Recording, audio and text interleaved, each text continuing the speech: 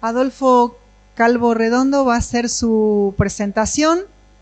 Él es estudiante del doctorado en la Universidad de la Sorbona y estás trabajando acá en Argentina, en la provincia de Jujuy, ¿no es cierto? Bueno, te dejamos que hagas tu presentación. Sí, es la primera de todas. Sí.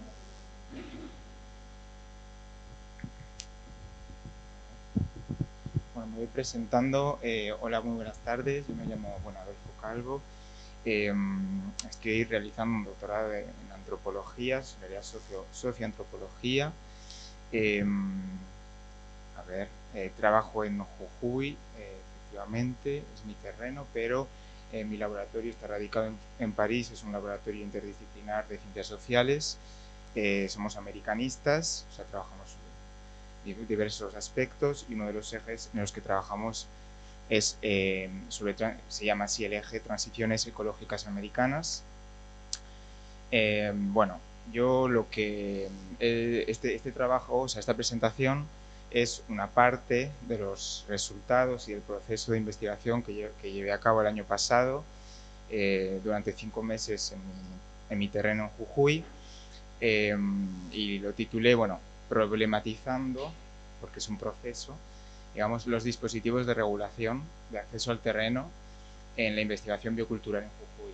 O sea, que lo que voy a tratar es, sobre todo, cuáles son los dispositivos, la normativa y los dispositivos que de alguna manera van a regular la investigación empírica en redes de colaboración entre científicos que se dedican al campo de la bioculturalidad, preeminentemente etnobiólogos, pero también otras disciplinas conexas, y población, digamos, normalmente en medio rural, y aplicándolo a las plantas medicinales, que es digamos, lo que más controlo, y también en el campo también de la salud intercultural, ¿de acuerdo?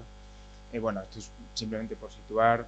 Jujuy está al norte. Bueno, para los que son, toda la mayor parte saben dónde se encuentra Jujuy, pero quería pasar a la siguiente, por favor. Quería simplemente hacer un recordatorio de que Jujuy tiene una enorme diversidad, tanto biológica, ecológica como cultural. Bueno, ahí he puesto un poco la comparativa de mapa, un mapa físico relacionado con todos los pisos ecológicos. Trabajo sobre todo en tierras altas, en el altiplano, y bueno, este año en la quebrada, pero en 2018 trabajé en la Puna. Luego a la derecha he puesto, me parecía más o menos representativo también, poner, digamos, el mapa de las comunidades originarias, que supongo que estará actualizado porque sacaron el Observatorio de Pueblos Indígenas el año pasado, la actualización, pero bueno, este es de 2013, no ha cambiado mucho.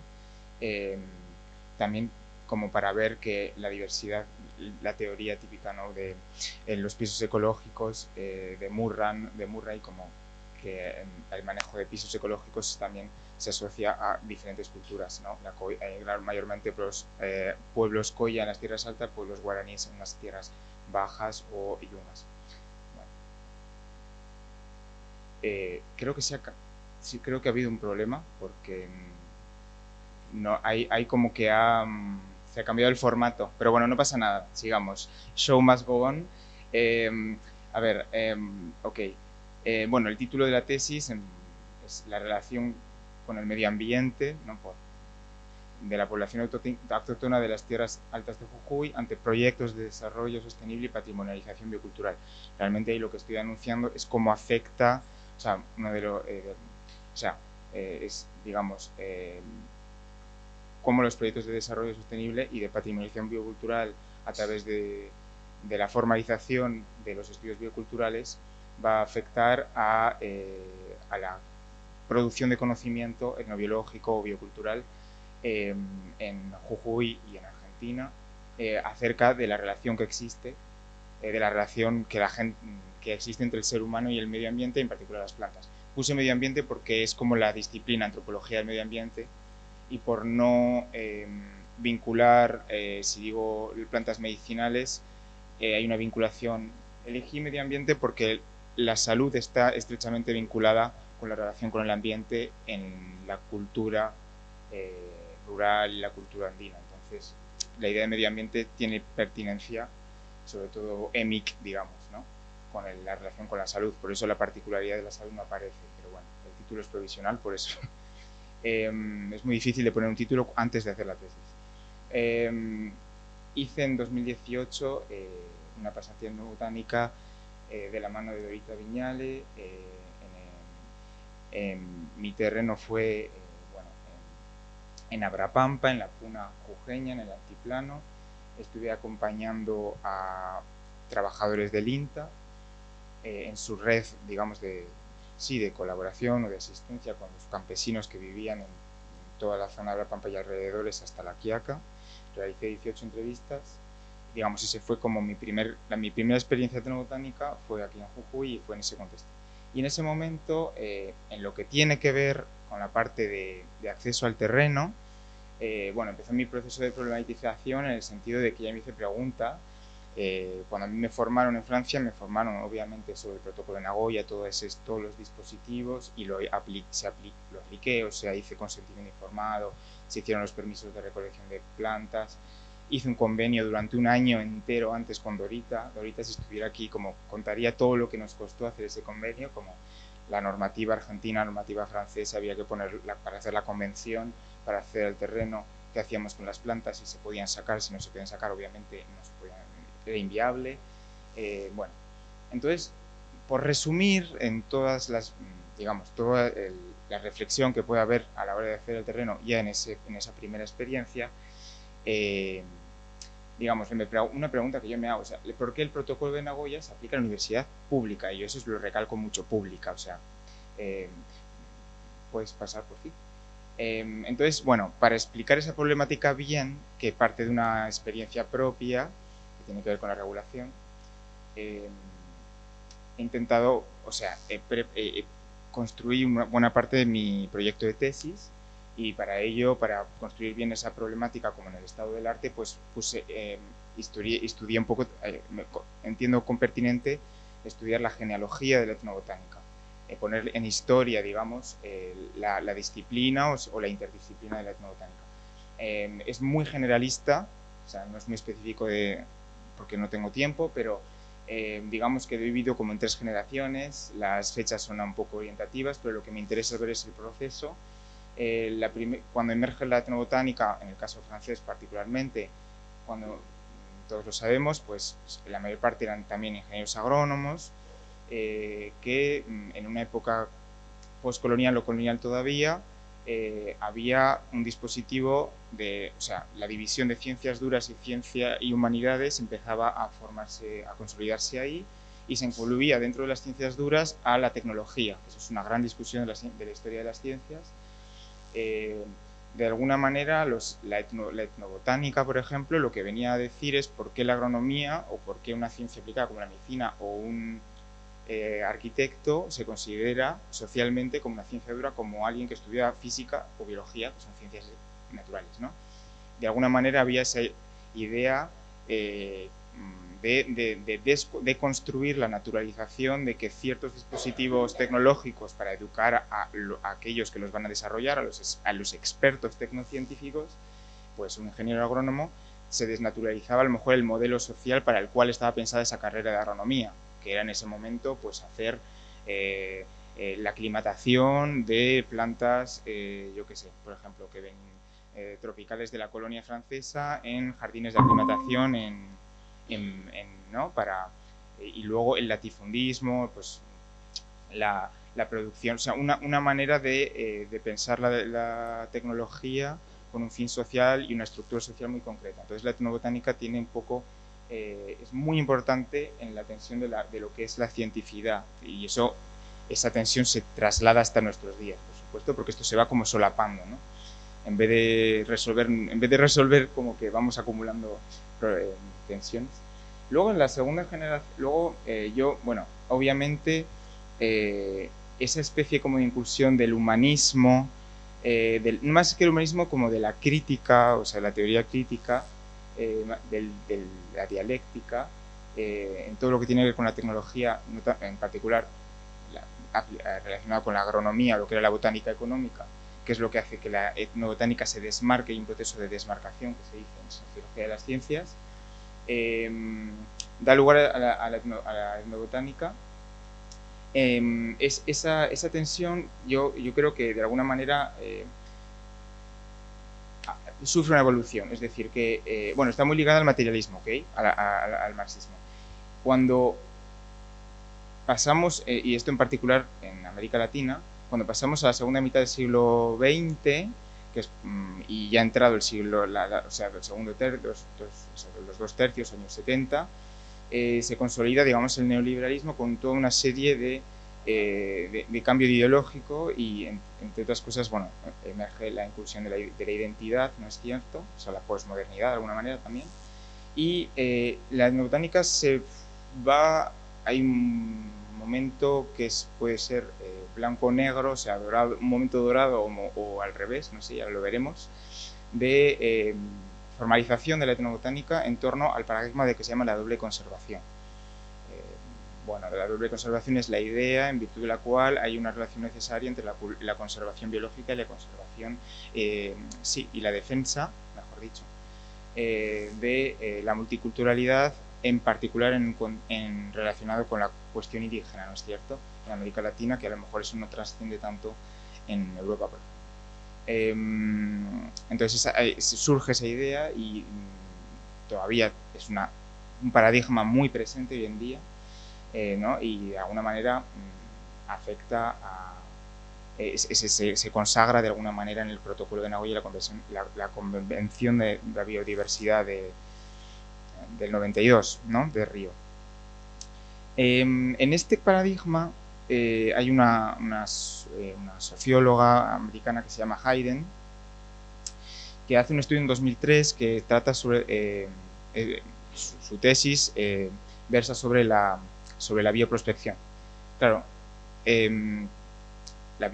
digamos, el paradigma de la bioprospección de alguna manera dio muchas alas en el año 90, los años 90, y como en torno a la Convención de la Biodiversidad, ¿no? Dio muchas alas a la etnobotánica también como una aplicación, como para validarse en las arenas internacionales, para, de alguna manera, bueno, fomentar el desarrollo autónomo de las comunidades originarias en zonas rurales, a través de la promesa de desarrollo que iba a dar, de alguna manera, el oro verde, que eran las plantas, de alguna manera, vinculando a los saberes tradicionales, ¿no? Entonces, la idea era, bueno, vamos a asociar, o sea, los etnobotánicos se ponen al servicio, de alguna manera, de validar científicamente lo que Hayden llama la corroboración científica de los saberes tradicionales, los TEC, ¿no?, que ya aparecen también, para que eso lo puedan patrimonializar en las sociedades que históricamente habían sido excluidas, para que puedan formalizarse económicamente y salir al mercado de manera autónoma. O sea, el Estado no interviene, aquí no hay redistribución, pero la manera que tendría, entre comillas, el Estado o los etnobotánicos ahí, digamos, institucionalmente, en ese entorno de las arenas internacionales, como que defienden esa labor, hay un de apoyo. Hay un contraparadigma, entonces ahí como hay una ruptura de eso, porque claro, se ve como muy capitalista, muy cuantitativo, la etnobotánica no es esto, ¿dónde está la parte humanista de la etnobotánica? Bueno, incluso no de la etnobotánica, sino de esa práctica de bioprospección, que es la defensa epistémica, porque claro, se dice que el corroborar científico es un traductor epistémico, ¿no?, que es la típica crítica.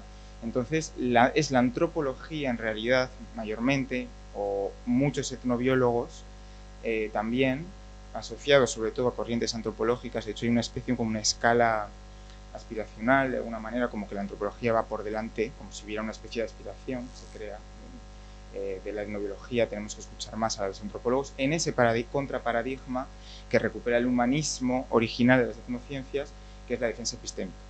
Entonces, Hayden es muy interesante porque ella, en su tesis, lo que hace, dice, no, estos son 2 caras de la misma moneda. Por ejemplo, la discusión quali-quanti tiene más que ver con una postura deontológica que con el valor metodológico que tú le das a hacer quanti o a hacer quali. cuando uno dice no, eso se ve en los etnobiólogos que llamo de segunda generación, como que no, yo hago cualitativo, yo no haría jamás cuanti, porque es una cuestión de postura ideológica, más que más da, o sea, podrías hacer quali, quanti, tiene que ver con esto, de alguna manera. La defensa epistémica como que evoluciona mucho a lo que se llamó en América Latina en particular, o estudios americanistas del geontológico. Sale fuera lo material casi prácticamente, o sea, no se trabaja, salvo los etnobotánicos, o los etnobiólogos, los antropólogos que trabajan sobre las ontologías, la cosmología, etcétera,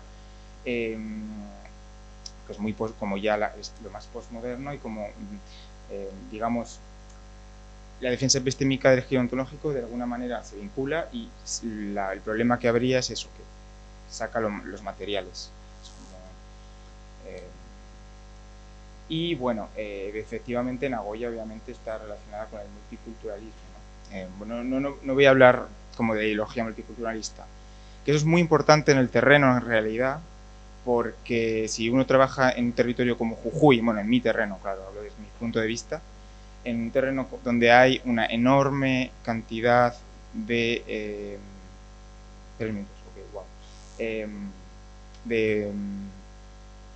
comunidades originarias con personería jurídica, de alguna manera se crea una multiplicidad de instituciones, porque yo voy a hablar de eso, ¿no? Del acceso al terreno y cómo eso se regula, el hecho de que haya una atomización de la institucionalidad indígena en base a esta ideología multiculturalista y además una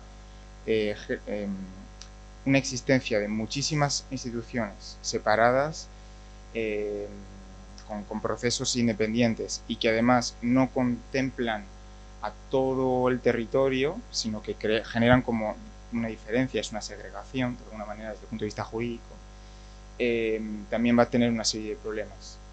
O efectos también a la hora de acceder al terreno, de si trabajo con comunidades originarias o no y hago otras cosas, o trabajo con otros colectivos, lo cual es contradictorio con Nagoya, porque de alguna manera generas la institucionalidad indígena pensando en esa especie de brecha histórica, asumiendo la brecha histórica, recogida incluso constitucionalmente en términos de preexistencia, no es material en realidad, es una cuestión identitaria. Podemos pasar, por favor. La problemática, bueno, ya la he explicado. Lo único, eso, en negrita lo pongo. Nagoya, en realidad, eso mi director de tesis lo ha publicado, porque he estudiado los estudios de bioculturalidad. Mi director de tesis, Jean Foyer. Digamos que el paradigma de Nagoya en ciertos territorios habría que ver, pero bueno, en general, poco se me ha mercantilizado. Digamos, el patrimonio, la idea es poder mercantilizar y que el desarrollo y generar desarrollo económico autónomo a través de los TEC, bueno, la bioprospección y tal. Un poco se ha mercantilizado, pero lo que sí que ha permitido es una idea de promesa. Hay una promesa de desarrollo que hace que las instituciones académicas relacionadas con la investigación biocultural se neoliberalicen. Eso sí que ha ocurrido. ¿Cómo se neoliberaliza? ¿Eso qué significa exactamente o cómo se describe? Bueno, Denis Merkelen, por ejemplo, habla que el proceso de neoliberalización de las instituciones tiene dos variantes, dos efectos. Las políticas neoliberales, pues son políticas, son dispositivos, van a activar, tú tienes que buscarte la vida, y van a responsabilizar. El Estado, de alguna manera, su intervención, porque interviene, es la única manera que tú puedes organizarte ideológicamente, es que tú te tienes que activar por tu cuenta y tú eres responsable, sin contar las dimensiones de desigualdad que puede haber preexistentes o dinámicas, ¿no? Hay bueno, pues actívate. Obviamente, no digo que la realidad sea esa, digo que las políticas neoliberales tienen esa dinámica, ¿de acuerdo? Un minuto, avanzó. Sí, ya fue. Pasa por fin. Dale. Bueno, las consecuencias, digamos, para el investigador, hay un individualismo por pragmatismo. Entonces, hay una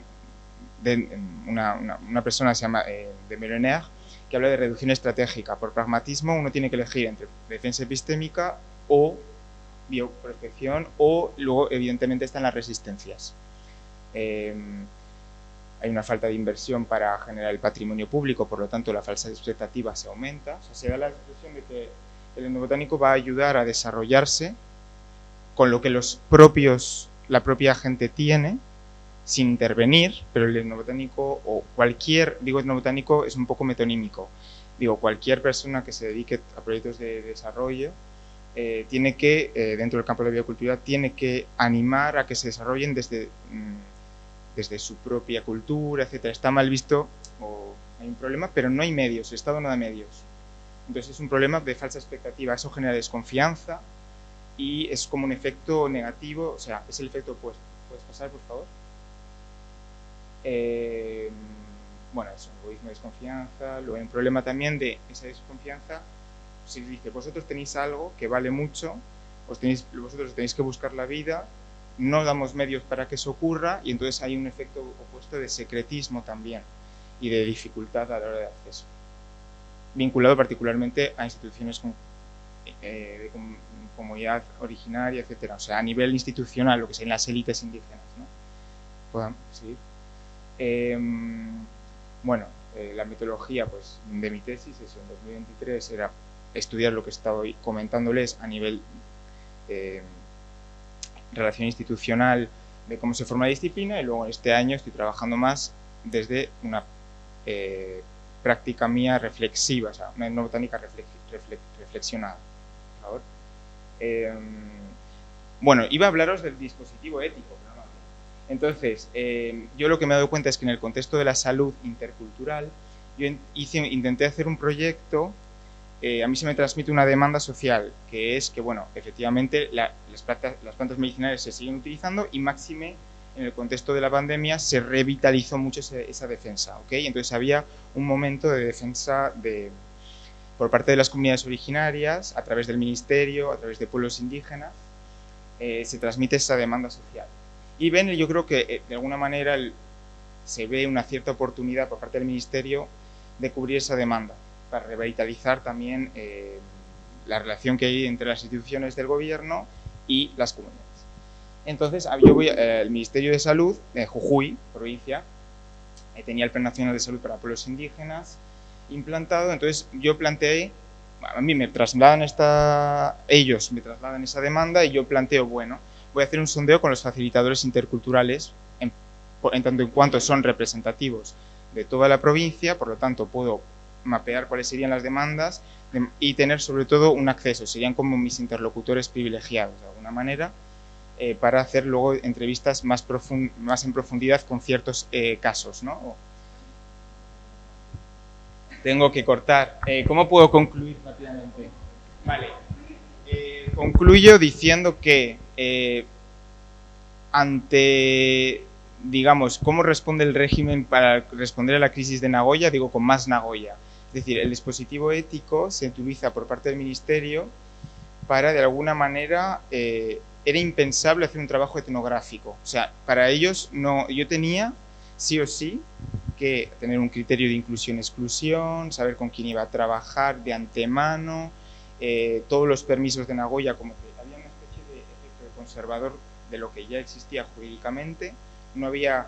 La teoría crítica, digamos, como metodología, no era pensable para ellos, porque el protocolo está pensado para una investigación experimental y, por tanto, mi trabajo tenía que ser intervencionista. Y yo concluyo que eso tiene que ver también con la idea de activar y responsabilizar. El Ministerio no hacía el Plan Nacional de Salud, esto lo tengo que hacer con la crítica contra el Plan Nacional de Salud para pueblos indígenas. No contempla en absoluto las prácticas culturales y no da medios. Hay un reconocimiento nominal y los medios que se dan para sacar adelante eso son muy pocos. Entonces, de alguna manera yo vi como que el Ministerio también quería que el etnobiólogo hiciera su labor de etnobiólogo, entre comillas, de Nagoya, de impulsar, desarrollar, pero yo no tenía esa idea, digamos. No me dejaron desarrollar mi metodología, pero eso lo hubiera analizado con la estructura del protocolo. No pasa nada. Muchas gracias. Solo un comentario, no sé si alguien quiere hacerle alguna pregunta puntual. La, tal vez la noción de paradigma es un tanto dura para ver las cuestiones de los cambios en ciencia, ¿no? Por ahí eso es para pensar, ¿no? Las visiones paradigmáticas muestran cortes permanentes que a veces no dejan ver cuál es el hilo que genera algunas cuestiones que son tu preocupación.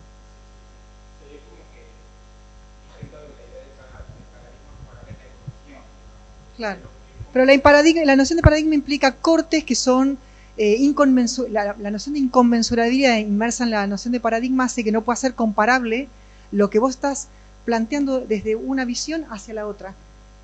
Y eso claro, no es comparable, no es compatible. Es un salto a una conversión, dice Kuhn, hacia otro. Entonces ahí, por ahí eso te limita más que te da un campo para comparar o para seguir un hilo en aquello que a vos te preocupa, que te impide desarrollar una visión diferente.